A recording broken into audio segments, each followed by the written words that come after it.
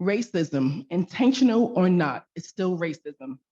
I'm not here to label anyone, only to share my point of view as a Black woman, a Black mother, and a Black resident in this town, to bring awareness on racism and implicit bias that we experience on the very street that we live on. The morning of October 22nd, our neighbor called the police, identified himself as Gordon Lawshe, and reported there's a little Black woman walking, spraying stuff on the sidewalks and trees. I don't know what the hell she's doing.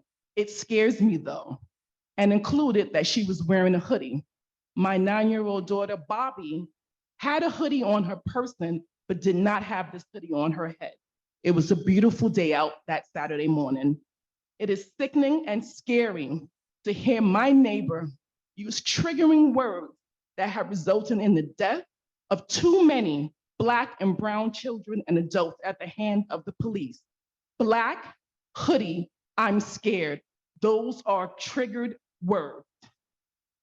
His ability to do something like this was not a mistake.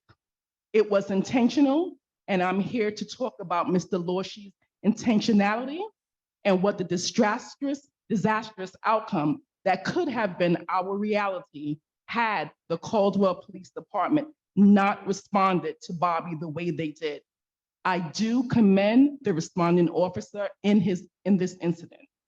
My neighbor's words put my daughter in harm's way. His words and actions were unconscionable, and the impact of the aftermath of this incident will not be kept secret.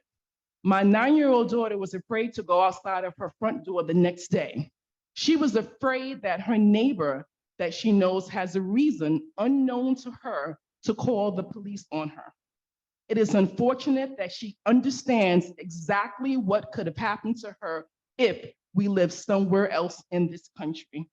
As a mother, I was immediately driven and intentional to change the narrative for the sake of my daughters. I urge you to find yesterday's progress article on the work that Bobby is doing to help save trees from the spotted lanternfly. This was the reason he felt the need to call the cops on her. Based on everything that has transpired, I am concerned and outraged. I want this to be a teachable moment for our town on racial bias, diversity, equity, and inclusion, and how we together can ensure that go forward, little Black and brown children in this town can feel safe in this community. This is a very personal matter for my family. This is not political. I'm not here for a party. I'm here for my 9-year-old, my 13-year-old, and myself.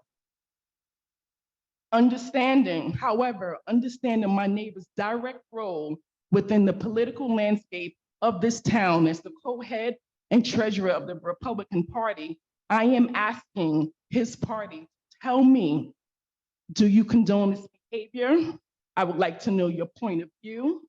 And I want to close by repeating my opening statement. Racism, intentional or not, is racism. That's the dialogue that I would like to have. Thank you. I'm so sorry you went through that. Council President, I know you're running the public portion of the meeting, but I'm troubled by it, ma'am, and I'm so sorry that your daughter experienced that. And thank you for sharing. Council. Mayor, I'm going to ask you to repeat whatever you just said, because I don't think anyone heard. I'm sorry. I was apologizing for what you went through and what your daughter went through. It's not something that is part of Caldwell. It's just not, and it saddens me. And I'm glad you shared this with us, with the public. But I do apologize for what you and your daughter went through, and that's what I stated. I just, Council President, if you or the other council members wish to speak, please do. I'm going to leave it next. If you could please say your name and address, and you have 3 minutes. Hello, my name is Hayden Wilson. Though you may know me as one of your son or daughter's classmates, or maybe just a young girl you've seen around town, As most of you guys already know, but if you don't already, I have a younger sister. Her name is Bobby. Bobby is 9 years old and is in the 4th grade. Just by taking a glance at myself, you can see I'm a pretty tall girl and I actually tower over about half of my grade. My sister, on the other hand, is still under 5 foot tall, but I know she'll catch up to me someday. Anyways, my family and I are here to talk about what happened to my little sister around 2 weeks ago. In her class, they often talk about things going on in our environment. One of the most recent talks was about spotted lanternflies. They are an invasive species all over America, especially in New Jersey because of all the trees.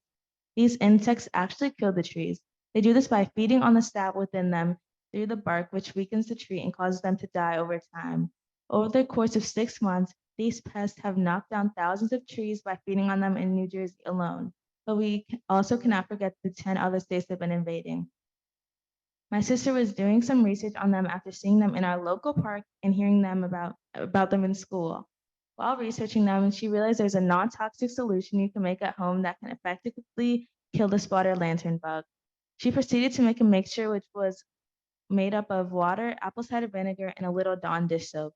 She then discovered multiple infested trees on our street and decided to give the solution a try by spraying them on the trees and the actual bug. She was not only doing something amazing for our environment, she was doing something that made her feel like a hero.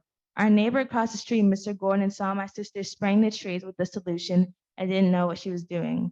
Usually, if you see a child that you know doing something that might not be good, you'll walk up to them or ask their parents to tell them and let them know what's going on. But instead, Mr. Gordon decided it would be appropriate to call the police on my sister.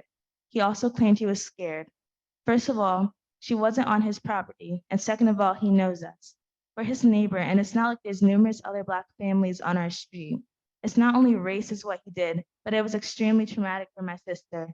She sees all these other Black children and adults on the news being killed by police officers for doing nothing wrong.